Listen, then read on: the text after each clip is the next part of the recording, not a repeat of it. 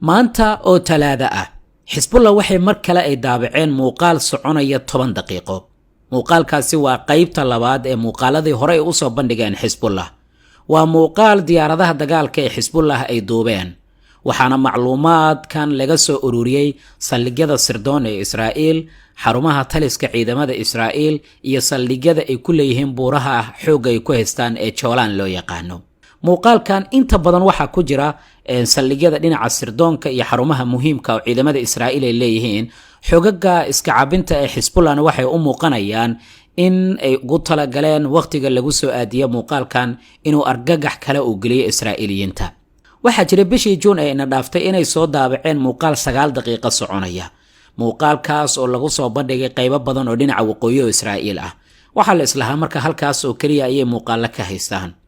muuqaalkii bishii Juun waxaa ku jiray warshadaha difaaca ee Israa'iil, gaar ahaan warshada Rafael la yiraahdo oo dhismaheeda weyn, dekada magaalada Haifa, saldhig military oo ku yaala magaalada Haifa, dekada rayidka ee isla magaalada Haifa, xarunta korontada ee magaalada Haifa, garoon diyaaradeedka magaaladan, xarumaha kaydka shidaalka, qaybta kiimikooyinka iyo waaxda ciidamada Israa'iil ay degan yihiin ciidamada gujisada ee Israa'iil iyo xarumo kale oo muhiim ah ayaa ka soo muuqday muuqaalkii bishii Juun.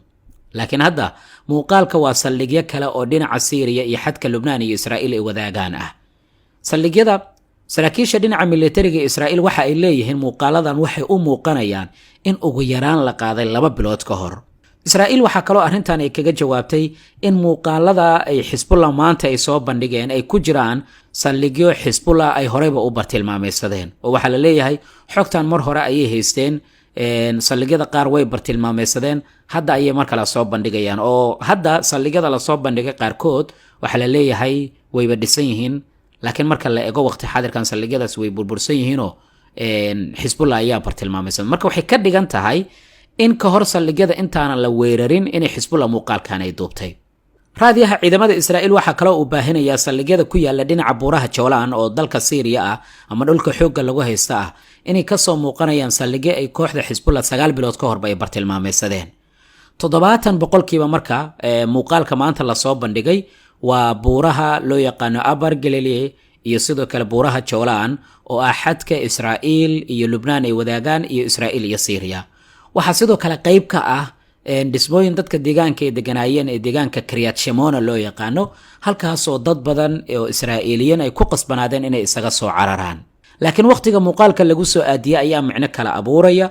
waa waqti Israa'iil inta badan ay ku hanjabaysay inay Xisbullah bartilmaameysanayso. sidoo kale waa waqti Xisbullah ay ugu talagashay in xilligan lagu soo beego, maxaa yeelay wuxuu sii kordhinayaa walaaca tirada badan ee saraakiisha ciidanka ay qabaan. maxaa yeelay Netanyahu iyo saraakiil badan waxa ay ku adkaysanayaan in dhanka Xisbullah la weeraro. marka waxay ka dhigan tahay shalayna Haifa ilaa iyo Tel Aviv ayaan idinka haynay, maantana saldhigyadiina kale ee muhiimka ee kuwii sirdoonka iyo kuwa kaleba waa kuwan waan idinka haynaa. marka yaa nagula soo degdegin. taasi waxay niyad jab kale ay ku abuuri doontaa ciidamada Israa'iil ee furumaha magaalada Gaza ka dagaalamaya, kuwaas oo daal badan uu ka muuqdo, iyo saraakiisha hadda ku doodaya inaan Xisbullah la weerarin iyadoo aan la tabaabushaysan. maxaa yeelay Xisbullah way kasii awood badan yihiin Xamaas marka la barbar dhigo. ma jiro wax war oo ka soo baxay dhinaca Israa'iil ilaa iminka oo ku saabsan macluumaadka rasmiga ee maanta la soo bandhigay, marka laga yimaado in raadiyaha ciidamada uu baahinayo muuqaaladan inay ku jiraan saldhigyo ay horey u bartilmaameysadeen xogaga Xisbullah ee ka dagaalama gudaha dalkaasi Lubnaan. waxaa kaloo muuqaalka ku soo beegmaya iyada oo dhowr jeer Israa'iiliyiintu ay duqeeyimo ku dileen saraakiil iyo mas'uuliyiin muhiim ah oo Xisbullah ka tirsan. dhinaca kale sidoo baahinayo wargeyska New Arab, mas'uuliyiin ka tirsan dowladda Ciraaq ayaa xaqiijiyay in kooxda Xuutiyiinta ee dalka Yemen sidoo kalena Ansaarullah loo yaqaano ay xafiis ay ka furteen magaalada Baghdad ee caasimadda dalka Ciraaq, iyadoo oo arrintan ay ku soo beegantay xiisadda guud ahaan ee gobolka ka jirta isballaarin ay sameynayaan Xuutiyiinta dalka Yemen. waxaa laga yaabaa marar badan inaad maalmihii ugu dambeeyay maqlaysay Xuutiyiinta iyo xoogaga Ciraaq oo iskaashanaya ayaa weeraray magaalada Ilaad iyo magaalada Haifa iyo magaalooyin kale oo gudaha Israa'iil ka tirsan.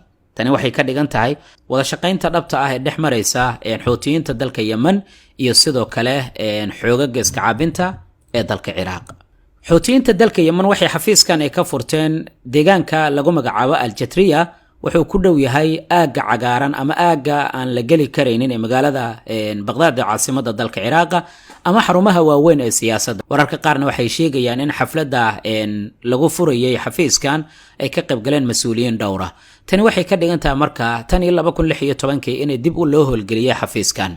sida warbaahinta alcarabi aljadiid iyo warbaahinta kale ee new carab iyo xubno kaleba ay baahinayaan, mas-uuliyiin uu ka mid yahay la taliyaha ra-iisul wasaaraha dowladdaasi ciraaq iyo xubno kale ayaa ka qayb galay munaasabadda dib loogu furaya xafiiskii ay xuutiyiinta dalka yeman ay ku lahaayeen magaalada baqdaad oo caasimadda dalka ciraaq ah. maxay kula tahay? like saar muuqaalka la wadaag saaxiibadaada, waad mahadsan tahay.